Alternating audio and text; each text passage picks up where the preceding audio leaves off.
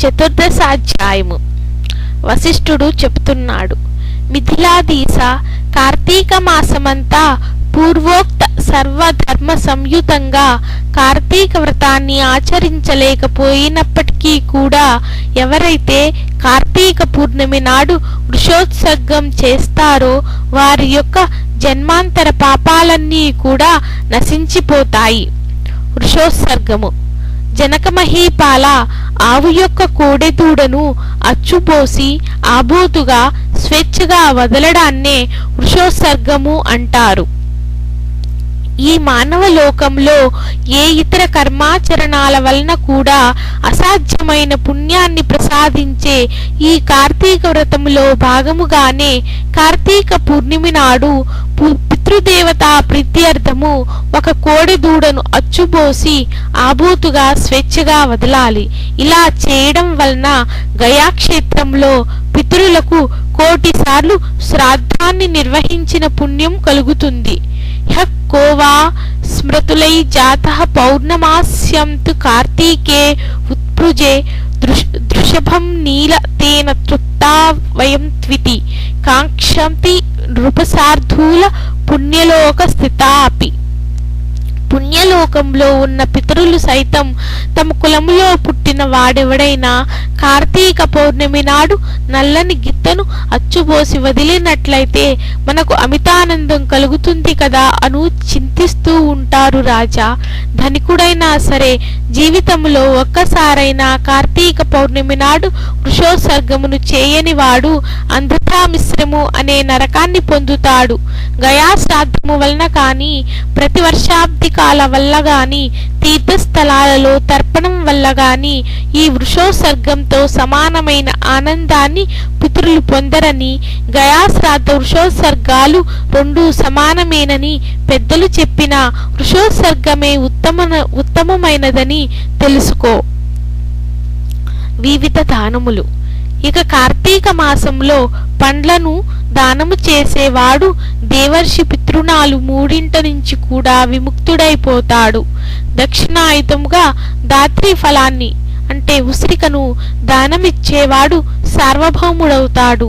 కార్తీక పౌర్ణమి నాడు లింగదానము సమస్త పాపహారకము, అత్యంత పుణ్యదాయకమే కాక ఈ దానములో ఈ జన్మలో అనేక భోగాలను అనుభవించి మరుజన్మలో చక్రవర్తిత్వాన్ని పొందుతారు. నిషిద్ధహారాలు. అనంత ఫలదాయకమైన ఈ కార్తీక వ్రతాచరణ సదావకాశము అందరికీ అంత తేలికగా లభ్యము కాదు. అత్యంతోత్కృష్టమైన ఈ కార్తీక మాసంలో ఇతరుల అన్నమును పితృశేషమును తినకూడనివి తినడము, శ్రాద్ధములకు భక్తగా వెళ్ళడము, నువ్వుల దానము పట్టడము అనే 5 మానివేయాలి. ఈ నెలలో సంఘాన్నము, శ్రూతాన్నము, దేవార్చికాన్నము, అపరిశుద్ధాన్నము, త్యక్తకర్ముని అన్నము, విధవా అన్నము అనేవి తినకూడదు.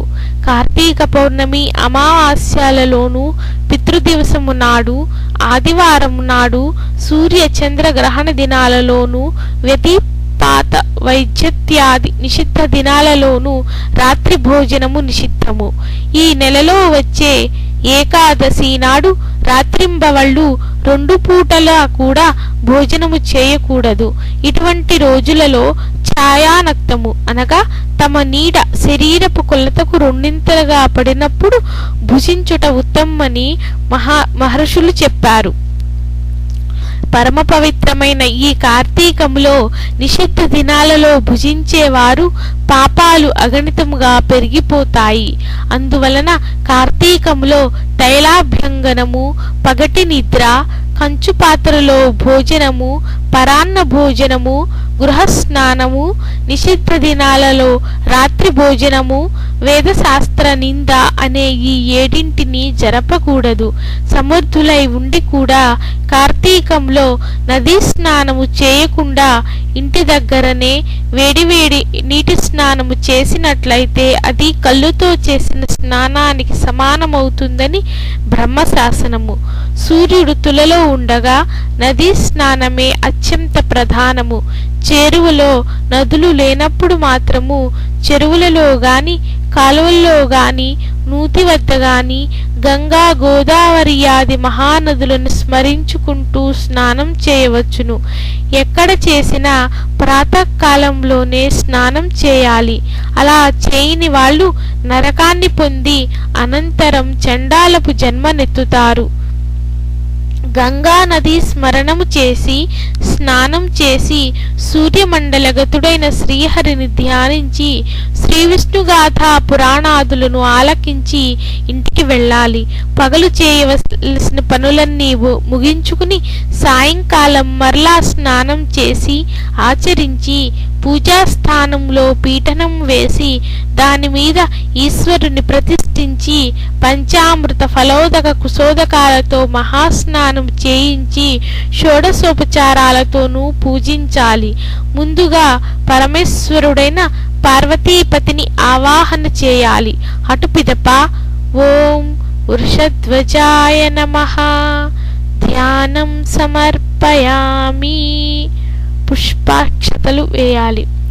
ఓం గౌరీ ప్రియాయ నమః పాద్యం సమర్పయామి అంటే నీటి చుక్క.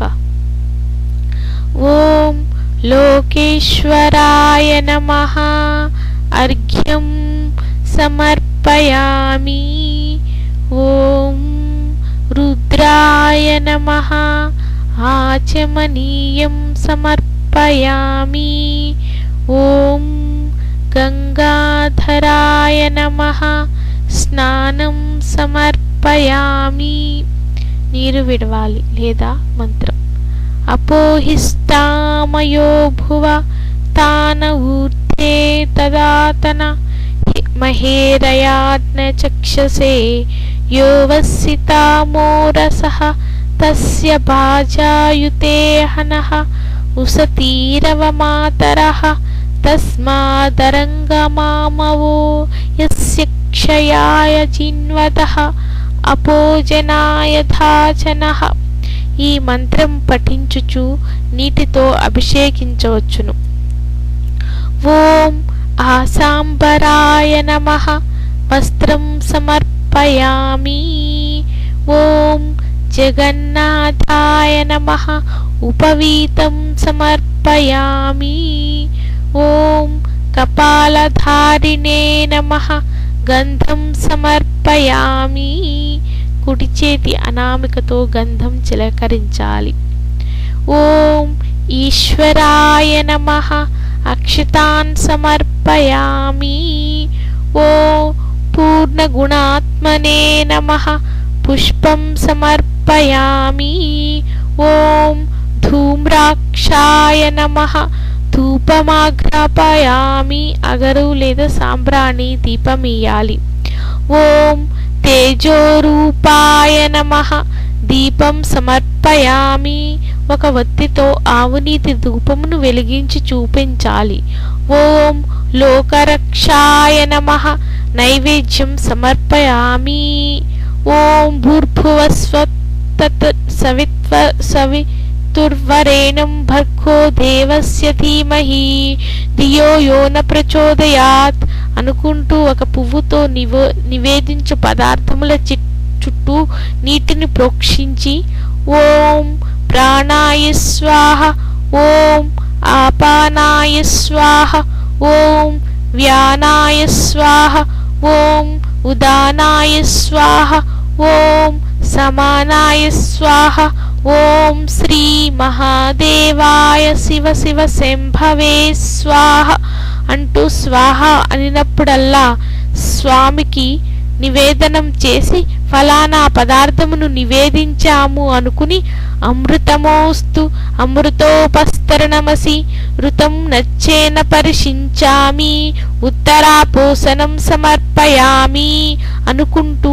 పదార్థాల కుడి పక్కన ఒక చుక్క నీరును వదలవలెను. పిదప ఓం లోకసాక్షినే నమః తాంబూలాదికం సమర్పయామి. 5 తమలపాకులు 2 పోక చెక్కలు సమర్పించాలి. ఓం భవాయ నమః ప్రదక్షిణం సమర్పయామి. ఓం కపాలినే నమః నమస్కారం సమర్పయామి. సాష్టాంగ నమస్కారం చేయాలి.